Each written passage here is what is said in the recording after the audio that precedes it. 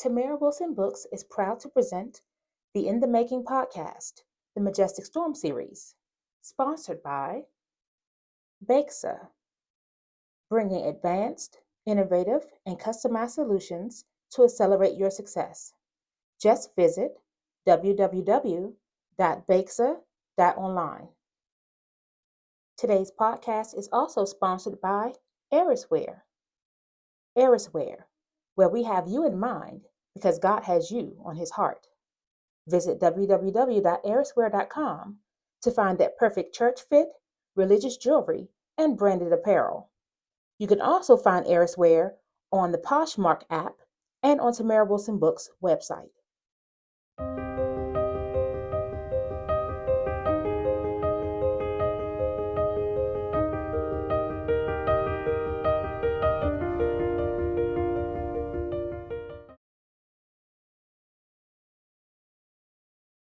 For those of you who don't know, Majestic Storm is an incredible piece of Christian fiction that covers themes such as redemption, faith, fear, and forgiveness.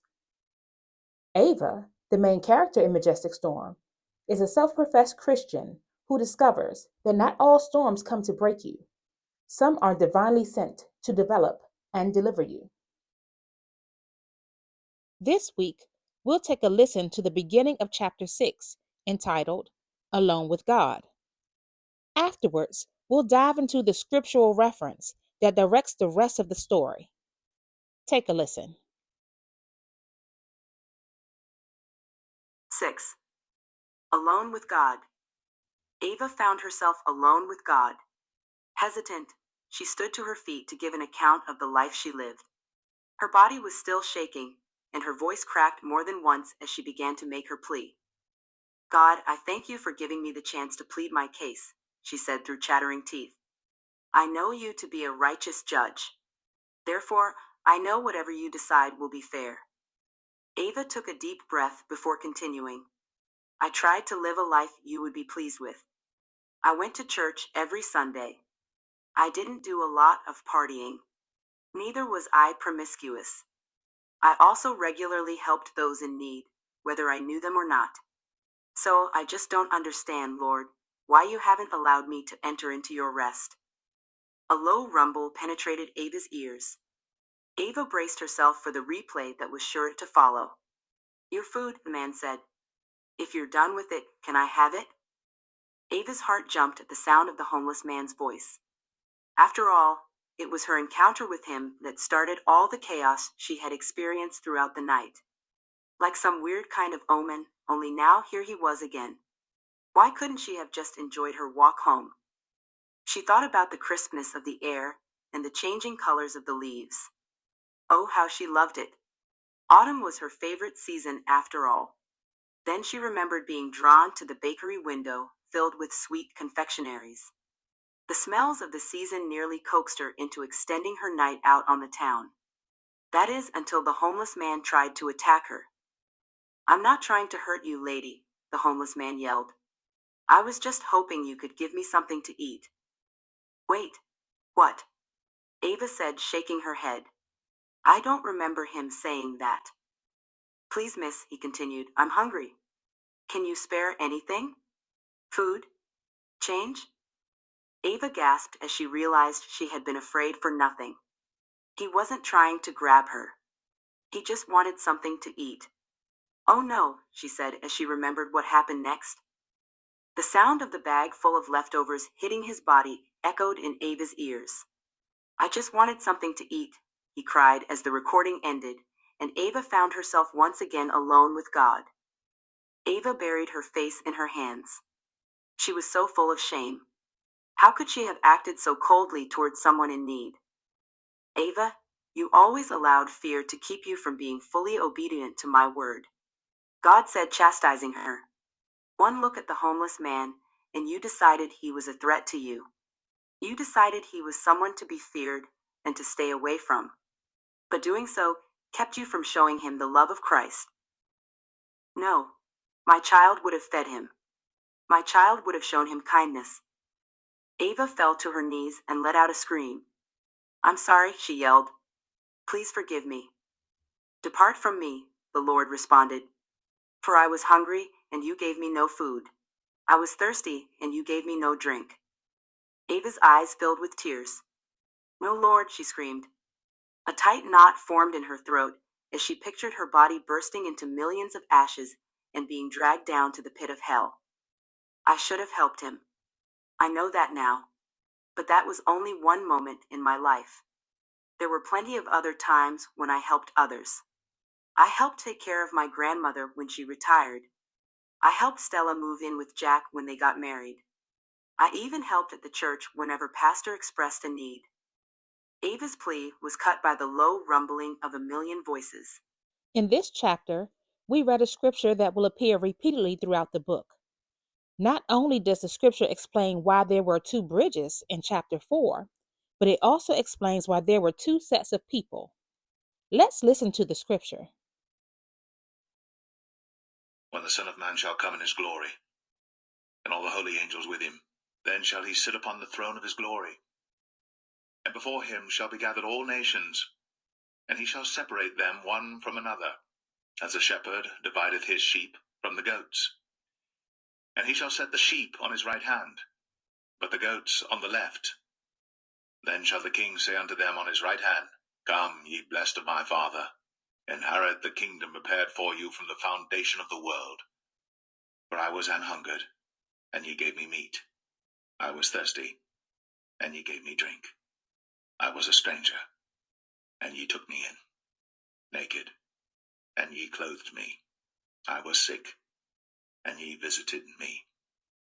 I was in prison, and ye came unto me. Then shall the righteous answer him, saying, Lord, when saw we thee an hungered, and fed thee, or thirsty, and gave thee drink? When saw we thee a stranger, and took thee in, or naked, and clothed thee? Or when saw we thee sick, or in prison, and came unto thee? And the king shall answer and say unto them, Verily I say unto you, inasmuch as ye have done it unto one of the least of these my brethren, ye have done it unto me. Then shall he say also unto them on the left hand, Depart from me, ye cursed, into everlasting fire, prepared for the devil and his angels. For I was an hungered, and ye gave me no meat. I was thirsty, and ye gave me no drink. I was a stranger, and ye took me not in. Naked, and ye clothed me not. Sick, and in prison, and ye visited me not. Then shall they also answer him, saying, Lord, when saw we thee an hungered, or athirst, or a stranger, or naked, or sick, or in prison, and did not minister unto thee? Then shall he answer them, saying, Verily I say unto you, inasmuch as ye did it not to one of the least of these, ye did it not to me. And these shall go away into everlasting punishment, but the righteous into life eternal. So according to the scripture, on the day of judgment, God will separate his sheep from the goats, and he will welcome his sheep into his rest. Then he will cast those who remain into outer darkness, where there will be eternal torment, weeping, and gnashing of teeth. Now let's apply this to Ava's situation. Instead of finding herself on the bridge among the sheep of God, she found herself standing among those who were left to face the judgment. One by one, they were given an opportunity to plead their case before God, and one by one, they were condemned. Finally, Ava finds herself alone on the bridge and alone with God. Humbled by the moment, she takes on a position of worship, but she challenges God, his every decision at every turn. She tells him how she has helped others and how the thing with the homeless man was just bad timing. It was one moment in her life when she didn't do what God would have wanted her to do. But then God responds with the scripture. When he was hungry, she didn't feed him. When he was thirsty, she didn't give him anything to drink. Naked, and she didn't clothe him. Homeless, she didn't take him in. Finally, When he was sick and imprisoned, she didn't visit him.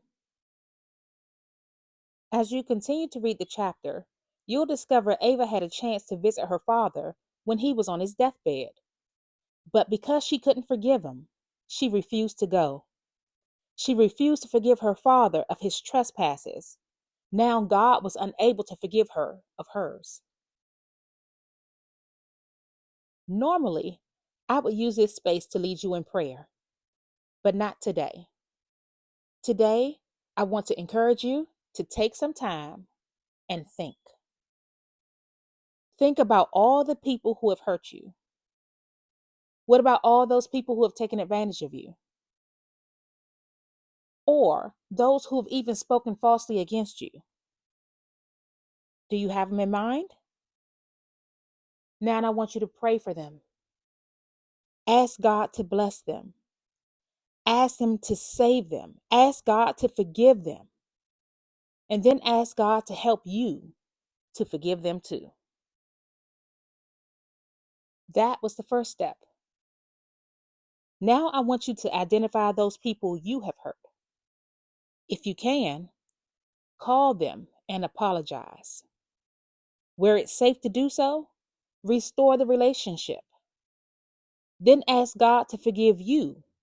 Ask God to forgive you your trespasses as you forgive those who have trespassed against you. If this podcast has been a blessing to you, please like and share it with someone you love. You can also support our efforts to spread the gospel through Bible-based fictional storytelling by purchasing a copy of Majestic Storm by Tamara Wilson on Amazon and Google Play.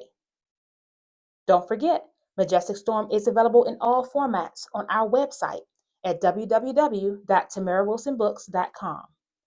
Visit the site for merch and to preview the next 2 books in the Majestic Storm trilogy. Lastly, plan to join us every week as we review a new chapter of Majestic Storm on this, the In the Making podcast. Until then, remember, not all storms come to break you. Some are divinely sent to develop and deliver you. So embrace your storms. We'll see you next week.